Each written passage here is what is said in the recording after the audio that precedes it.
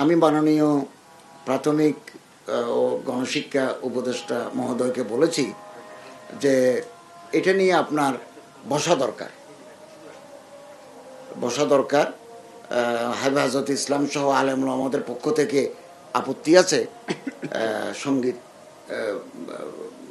Subject হিসাবে include করার, আর ধর্মীয় শিক্ষক নাই। তিনি আমাকে বলেন যে ধর্মীয় শিক্ষক নামে আমাদের কোনো পোস্ট আগে ছিল না, সহকারী শিক্ষকরাই বাংলা, ইংরেজি, গণিত, সমাজ, ধর্ম এগুলো পড়াতেন। উনি আমারে বললেন যে ধর্ম শিক্ষার ক্লাস ইতিমধ্যে বৃদ্ধি করা হয়েছে, ধর্মশিক্ষার ক্লাস। আমি ওনাকে একটা ডিউ লেটার দিয়েছিলাম, আমি দায়িত্ব নেওয়ার 6 মাস 7 মাসের মধ্যে আমি বলেছি যে সমস্ত কওমি মাদ্রাসার ছাত্রের দাওরা হাদিসের সনদ আছে, যেটা বিগত government MA Arabic, MA Islamic স্টাডিজের ইকুইভ্যালেন্স, এটা accepted by the, approved by the parliament. আপনি ওনাদেরকে প্রাইমারি স্কুলের শিক্ষক হিসাবে নিলে তারা ধর্ম, বাংলা এগুলো খুব ভালো করে পড়াতে পারবেন। তিনি বলেন আমি এটা বিবেচনা করব। আমি এটা ডিউ লেটার ওনাকে দিয়েছি। তো এটা ওনার মন্ত্রণালয়ের ব্যাপার।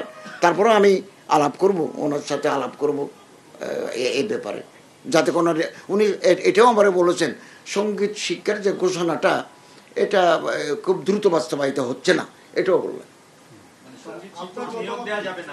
না, নেওয়া যাবে না, নয়, হেফাজত দাবি করছে। উনি বললেন যে এটা এখন আর হচ্ছে না, এখন আমরা এই বিষয়ে আর অগ্রসর হচ্ছি না। ধর্ম ক্লাস এটা হিন্দুরা হিন্দু ধর্ম পড়াবেন, বৌদ্ধরা বৌদ্ধ ধর্ম পড়াবেন, মুসলমানরা ইসলাম ধর্ম পড়াবেন, নৃগোষ্ঠীর লোকেরা নৃগোষ্ঠীর ধর্ম পড়াবেন। আমরা এটাই চাইছিলাম, আমি এটা ওনাকে বলেছি। এটা ওনার মন্ত্রণালয়ের ব্যাপার। এটা হেফাজতের দাবি বা বিভিন্ন ইসলামিক দলের দাবির ভিত্তিতে প্রাথমিক ও গণশিক্ষা মন্ত্রণালয় এটা বিবেচনা করছে কি করা যায়। এখন যে সঙ্গীত শিক্ষা বাতিল, এটা তো আমি ওনার মন্ত্রণালয়ের কথা আমি বলার তো সমীচীন নয়।